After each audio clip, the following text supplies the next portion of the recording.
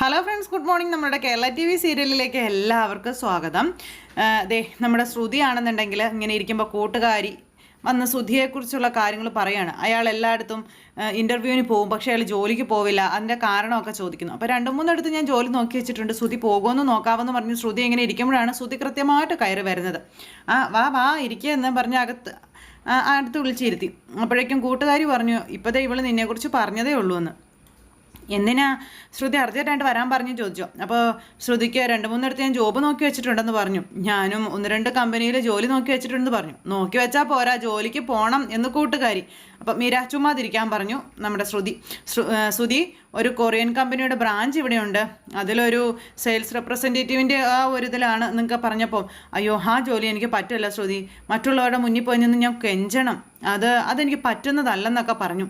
എന്നാൽ പിന്നെ വേറെ ഒരെണ്ണം ഉണ്ട്, അത് പിന്നെ കോൾ സെൻറ്ററിലാണ്, നല്ല ജോലിയാ എന്നൊക്കെ പറഞ്ഞപ്പം, കോൾ സെൻറ്ററിലോ? അയ്യോ അതൊന്നും വേണ്ട, അതിന് അലയൊന്നും വേണ്ടല്ലോ, ഒരിടത്ത് തന്നെ ഇരുന്നാൽ പോരെ എന്ന് മീര ചോദിച്ചു. അപ്പം മതി, എന്നാലും ഈ ഒറ്റ ഇരിപ്പങ്ങിരിക്കണ്ടേ, ബാക്ക് പെയിൻ വരും എന്നൊക്കെ. അതുമാത്രമല്ല, ഓരോരുത്തരെയൊക്കെ വിളിച്ച് കാർ ലോൺ വേണോ, ഹോം ലോൺ വേണോ എന്നൊക്കെ വിളിച്ച് ചോദിക്കുകയും വേണം. അപ്പോൾ പിന്നെ അവർ നമ്മുടെ മേലെ ചാടി കടിക്കാനും വരും. അപ്പോൾ പിന്നെ നമുക്ക് ദേഷ്യം വരില്ലേ? അത് പിന്നെ ശ്രുതി ഭയങ്കര സ്ട്രെസ്സായി പോകില്ലേ? അതും ശരി തന്നെയാണ്, ഭയങ്കര സ്ട്രെസ്സാന്ന് ശ്രുതി പറഞ്ഞപ്പം വരും എന്ന് മീര. പിന്നെ അടുത്തത് അങ്ങനെ ഓരോരോ ജോലികൾ ശ്രുതി ഇങ്ങനെ സജസ്റ്റ് ചെയ്ത് കൊടുക്കുന്നു.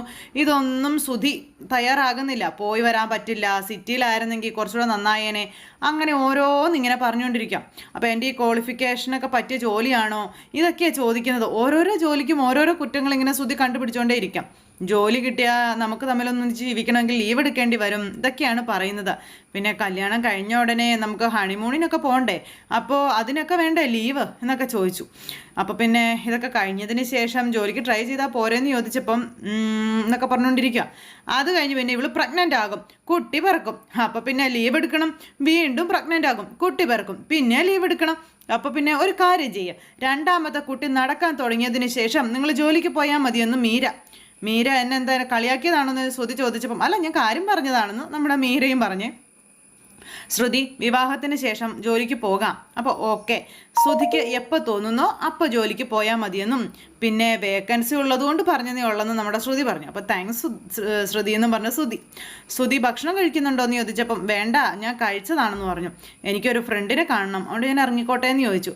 അപ്പോൾ അങ്ങനെ ഇരിക്കുമ്പം ഇവിടം വരെ വന്നിട്ട് എന്നാലും എങ്ങനെയാ എന്ന് ചോദിച്ചു. അത് കഴിഞ്ഞപ്പോഴേക്കും പോകാനാണെങ്കിൽ 5 പൈസയും കയ്യിലില്ല, എന്താ ചെയ്യേണ്ടതെന്ന് ഓർത്ത് ഞാനിങ്ങനെ ഇരിക്കുകയായിരുന്നു എന്നൊക്കെ നമ്മുടെ ശ്രുതി ഇങ്ങനെ പറയുമ്പോഴേക്കും പേഴ്സിൽ നിന്ന് കുറച്ച് പൈസ എടുത്ത് ശ്രുതി കൊടുത്തു. ഇത് വെച്ചോളാൻ പറഞ്ഞു, കാറിന് പോയിക്കോളാൻ പറഞ്ഞു. അയ്യോ എനിക്കിതൊന്നും വേണ്ട എന്ന് പറഞ്ഞപ്പം, അതെന്താ ഞാൻ തന്നാ വാങ്ങില്ലേ എന്ന് ചോദിച്ചു.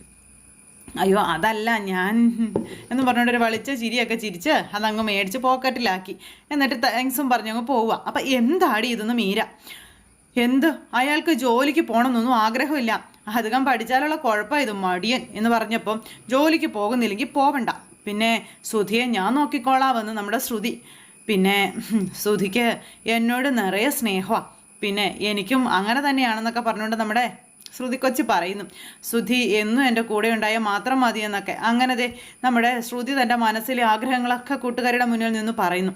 ഈ സമയം പിന്നെ കാണിക്കുന്നത് നമ്മുടെ രേവതി പാത്രത്തിൽ നിന്ന് അരി എടുക്കുക. അപ്പോഴേക്കും എടി നീ എന്ത് കാണിക്കുകയാണെന്ന് ചോദിച്ചുകൊണ്ട് ചന്ദ്ര അങ്ങോട്ടേക്ക് ചെന്നു. അപ്പോൾ ചോറുണ്ടാക്കാൻ അരി എടുക്കുക, നമുക്ക് കഴിക്കണ്ടേ എന്ന് ചോദിച്ചു.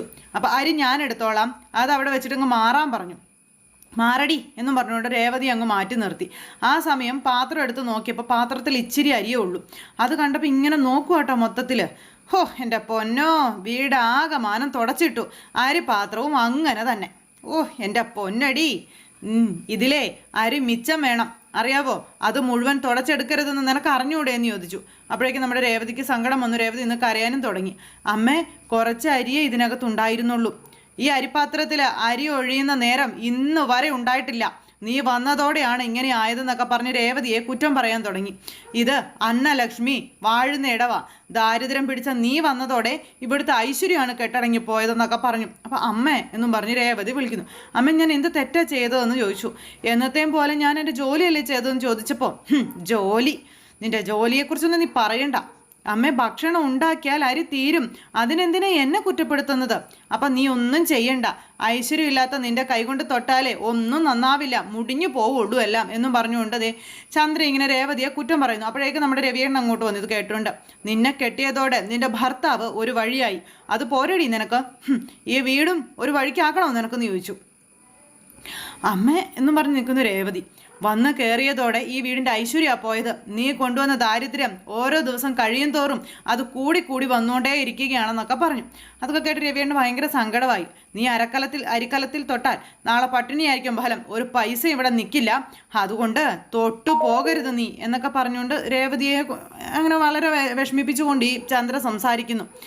ഉപകാരമൊന്നും നീ ചെയ്ത് തരണ്ട, ഉപദ്രവിക്കാതിരുന്നാൽ മതി എന്നൊക്കെ പറഞ്ഞു. രേവതി തകർന്ന് നിൽക്കുക കേട്ടോ. നീ അടുക്കളയിൽ കയറാതിരുന്നാലേ അത്രയും നല്ലത് എന്നും പറഞ്ഞ് രേവതിയെ ഇങ്ങനെ അവിടെ നിന്ന് ഓടിച്ചു വിടുവാണ്, പിടിച്ച് തള്ളിയൊക്കെ വിടുവാണ് ഈ ചന്ദ്ര. അതും പറഞ്ഞ് ചന്ദ്ര അവിടെ നിന്ന് പോയപ്പോൾ ഇത് രവിയേട്ടൻ കണ്ടു, അത് ഈ ചന്ദ്രയും കണ്ടു. ചന്ദ്രേ, നീ എന്താ ഈ കാണിക്കുന്നതെന്ന് ചോദിച്ചു. നീ എന്തിനാ രേവതിയോട് ചുമ്മാ ദേഷ്യപ്പെടുന്നത്? നീ എന്തിനാ അവളോട് ഇങ്ങനെയൊക്കെ സംസാരിക്കുന്നതെന്ന് ചോദിച്ചു. ആ പാവത്തിനെ എന്തിനാ ഇങ്ങനെ സങ്കടപ്പെടുത്തുന്നത്?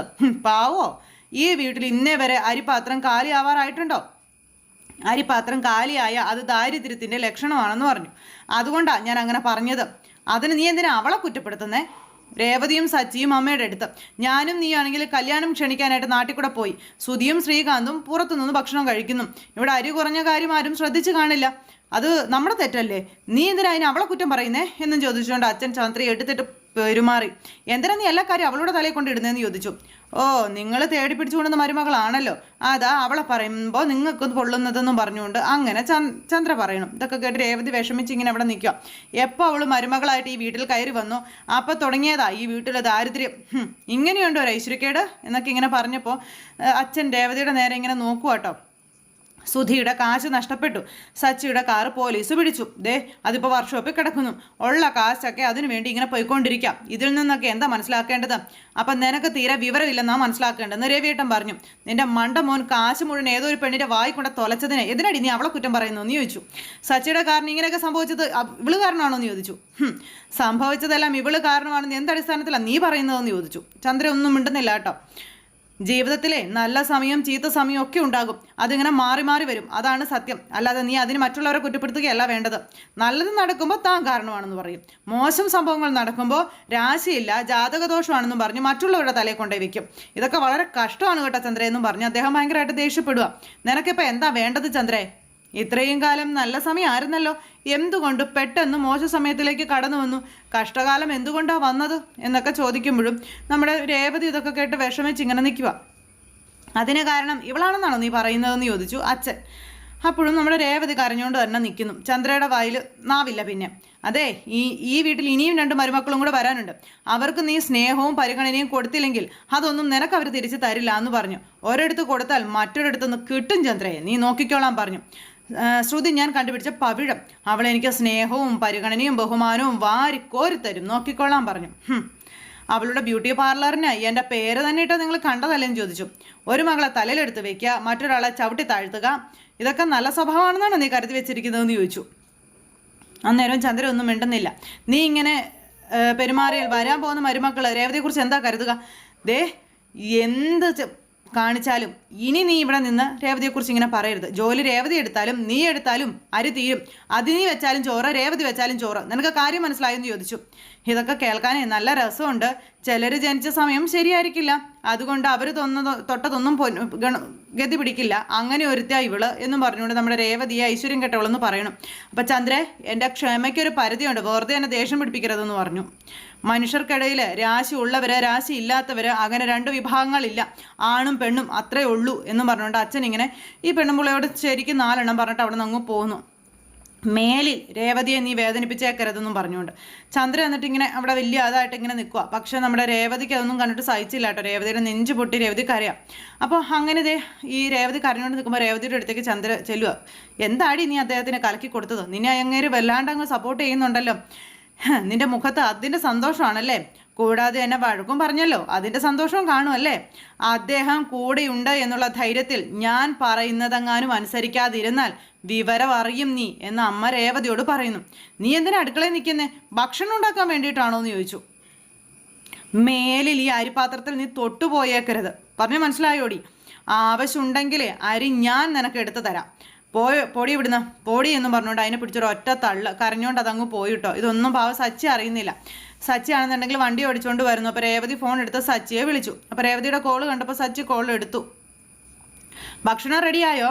ഞാൻ ഭക്ഷണം കഴിക്കാൻ വരുന്നുണ്ടെന്ന് പറഞ്ഞപ്പം പെട്ടെന്ന് തയ്യാറാക്കാമെന്ന് പറഞ്ഞു. ഈ നേരം വരെ നീ എന്തെടുക്കുമായിരുന്നു എന്ന് ചോദിച്ചു നേരം സച്ചി. ശരി വേഗം നോക്ക എന്നും പറഞ്ഞു ഫോൺ അങ്ങ് കട്ട് ചെയ്തു. പിന്നെ ഞാൻ നിനക്ക് ഇഷ്ടപ്പെട്ട ഒരു സാധനം വാങ്ങിയിട്ടുണ്ടെന്ന് പറഞ്ഞു. വരുമ്പോൾ കൊണ്ടുവരാട്ടോ എന്ന് പറഞ്ഞു. അപ്പോൾ എന്ത് സാധനമാണെന്ന് ചോദിച്ചു. അതൊന്നും പറയത്തില്ല, നീ വരും പറഞ്ഞാൽ മതി.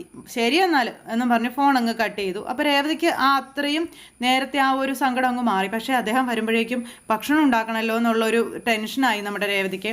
രേവതി എന്നിട്ട് ഇങ്ങനെ ആകെ വിഷമിച്ച് വേഗം അടുക്കളയിൽ ഉള്ള സാധനങ്ങളൊക്കെ എടുത്ത് തട്ടിക്കൂട്ടി ഇങ്ങനെ ഉണ്ടാക്കാൻ നോക്കുക. അപ്പോഴേക്കും അമ്മ പറഞ്ഞ കാര്യങ്ങൾ നമ്മുടെ രേവതി ഒരു നിമിഷത്തേക്ക് ആലോചിച്ചു.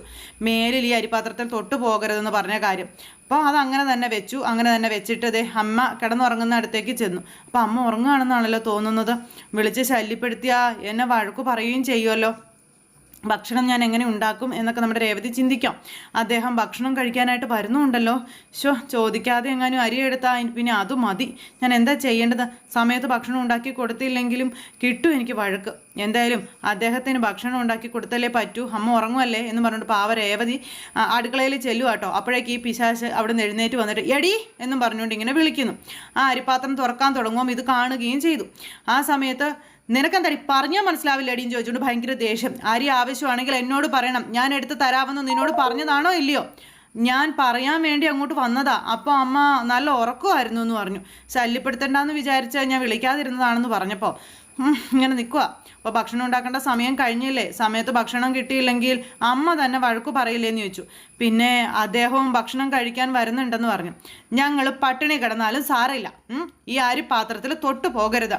നീ തൊട്ടാൽ അനുഭവിക്കുന്നത് ഞങ്ങളാ എന്നൊക്കെ പറഞ്ഞപ്പം എനിക്ക് മനസ്സിലാകുന്നില്ല അമ്മേ, ഇതിനു മാത്രം എന്ത് ദ്രോഹമാണ് ഞാൻ ചെയ്തതെന്ന്.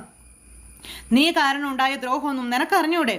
എന്താ നിനക്കൊന്നും അറിയാത്തതുപോലെ നീ സംസാരിക്കുന്നതെന്ന് ചോദിച്ചു അന്നേരം. അമ്മയുടെ അടുത്ത് ചെന്ന് അടിമയെ പോലെ നാണം കെട്ട് ജോലി ചെയ്തിട്ടാ ഞാൻ ആ കാശും വാങ്ങിച്ചുകൊണ്ട് വന്നതെന്നും പറഞ്ഞ് ചന്ദ്രമതി, അതിൽ നിന്ന് 1 രൂപ പോലും ഞാൻ എനിക്ക് വേണ്ടി ചെലവാക്കിയിട്ടില്ല. പിന്നെ അതിലധികവും എൻ്റെ കയ്യിൽ നിന്ന് പോവുകയാണ് ചെയ്തത്. അപ്പം അതിന് ഞാനെന്ത് പഴച്ചോന്ന് ചോദിച്ചു. ആ കാശ് ഞാൻ എടുത്തതുപോലെയാണല്ലോ അമ്മ സംസാരിക്കുന്നതെന്ന് രേവതി ചോദിച്ചപ്പം നിന്റെ കരിങ്കണ്ണ് കൊണ്ടില്ലേ അതിൽ? കാശ് പോകാൻ എന്താ അത് പോരേന്ന് ചോദിച്ചു. കരിങ്കണ്ണോ? കല്യാണ ഡ്രസ്സും ആഭരണമൊന്നും എടുത്തത് നിനക്ക് പിടിച്ചിട്ടില്ല. അമ്മ എനിക്ക് കാശ് തന്നപ്പോൾ തന്നെ നീ അതിൽ കണ്ണു വെച്ചു. അതുകൊണ്ടാ കാശ് വേറെ വഴിയെ പോയതെന്നൊക്കെ പറഞ്ഞപ്പോഴേക്കും നമ്മുടെ രേവതി ഞെട്ടി ഇങ്ങനെ നിൽക്കുക കേട്ടോ. എല്ലാത്തിനും രവിയേട്ടനെ പറഞ്ഞാൽ മതിയല്ലോ. നാട്ടിൽ വേറെ പെണ്ണില്ലാത്തതുപോലെ രാശിയില്ലാത്ത നിന്നെ ഇവിടെ കൊണ്ടുവന്ന് പ്രതിഷ്ഠിച്ചു എന്നും പറഞ്ഞുകൊണ്ട് രേവതി ഇങ്ങനെ പറഞ്ഞുകൊണ്ടേ ഇരിക്കുക. പോയിക്കോ അടുക്കളയിൽ നിന്ന് പോ. ഇനി എൻ്റെ അനുവാദം ഇല്ലാതെ അരിപ്പാത്രത്തിൽ തൊട്ടാ നിന്റെ കൈ ഞാൻ വെട്ടും എന്നും പറഞ്ഞു രേവതിയോട് പറയുന്നു ചന്ദ്രമതി. പോടി, പോകാനാ പറഞ്ഞെന്നും പറഞ്ഞു വീണ്ടും അതിനെ പിടിച്ച് തള്ളി. അങ്ങനെ പുറത്തേക്ക് ഇറങ്ങി നമ്മുടെ രേവതി ഇങ്ങനെ വിഷമിച്ച് അവിടെ നിൽക്കുക കേട്ടോ. രേവതിയെ കലിപ്പിച്ച് ചന്ദ്രമതി നോക്കിക്കൊണ്ടിരിക്കുന്നു. കരഞ്ഞുകൊണ്ട് നമ്മുടെ രേവതി അവിടെ നിന്ന് അങ്ങ് പോയി. ഈ സമയത്ത് അച്ഛൻ അങ്ങോട്ടേക്ക് വന്നു. വീണ്ടും കണ്ണുനീരും തുടച്ച് നമ്മുടെ രേവതി അങ്ങോട്ടേക്ക് ചെല്ലും ഒരു ചെറിയ ചിരിയൊക്കെ ആയിട്ട്. അച്ഛാ ഭക്ഷണം പെട്ടെന്ന് തന്നെ റെഡിയാകും എന്നൊക്കെ പറഞ്ഞ് അതും പറഞ്ഞ് നമ്മുടെ രേവതി അങ്ങോട്ടേക്ക് പോയി. രേവതി അങ്ങോട്ടേക്ക് പോയപ്പോൾ ചന്ദ്രമതിയെ നോക്കിക്കൊണ്ട് ഇങ്ങനെ നിൽക്കുകയാണ് നമ്മുടെ രവിയേട്ടൻ. ആ സമയം രേവതി റൂമിലേക്ക് പോയി ചങ്ക് പൊട്ടി കരയുക. അപ്പോഴേക്കും രേവതിയുടെ ഫോണിലേക്ക് വീണ്ടും കോൾ വന്നു. അപ്പോൾ അച്ചമ്മയാണ് വിളിച്ചത്. അപ്പോൾ ഭയങ്കര കരച്ചില്ല രേവതി. മോൾക്ക് സുഖമാണ്, മോളെന്താ ഫോൺ എടുക്കാതിരുന്നതെന്ന് ചോദിച്ചു. ഒന്നുമില്ല അച്ഛമ്മേ, എന്തിനാ അച്ഛമ്മ വിളിച്ചതെന്ന് ചോദിച്ചു. ഞാൻ നിൻ്റെ സുഖവിവരം അറിയാൻ വിളിച്ചതാ മോളെ എന്ന് പറഞ്ഞപ്പോഴത്തേക്കും ഭയങ്കര കരച്ചിൽ. മോളെന്തിനാ കരയണേന്ന് ചോദിച്ചു അച്ഛമ്മ. അച്ഛമ്മയോട് പറയാൻ പറഞ്ഞു. അപ്പോൾ എനിക്കിവിടെ പിടിച്ചു നിൽക്കാൻ പറ്റില്ല അച്ഛമ്മയെന്നും പറഞ്ഞു. ഭയങ്കര കരച്ചിലാട്ടോ. ഞാൻ അങ്ങോട്ട് വരട്ടെ എന്ന് ചോദിച്ചു. അച്ഛമ്മയുടെ കൂടെ ഞാൻ വന്ന് താമസിച്ചോട്ടെ എന്ന് ചോദിച്ചു. അപ്പോൾ എന്താ മോളേന്ന് ചോദിച്ചു. അതിന് മാത്രം എന്താ അവിടെ ഉണ്ടായത് എന്ന് ചോദിച്ചപ്പോൾ അച്ഛമ്മയുടെ മുന്നിൽ വിങ്ങി പൊട്ടി കരഞ്ഞു നിൽക്കുന്ന നമ്മുടെ രേവതിയെ കാണിച്ചുകൊണ്ട് ഇന്നത്തെ കഥ അവസാനിച്ചു. അപ്പോൾ എന്തായാലും ചന്ദ്രമതിക്ക് പൊടി പൂരമാണ് നാളെ. അപ്പോൾ കാത്തിരുന്ന് കാണാം. എല്ലാവർക്കും നല്ലൊരു ദിവസം ആശംസിക്കുന്നു.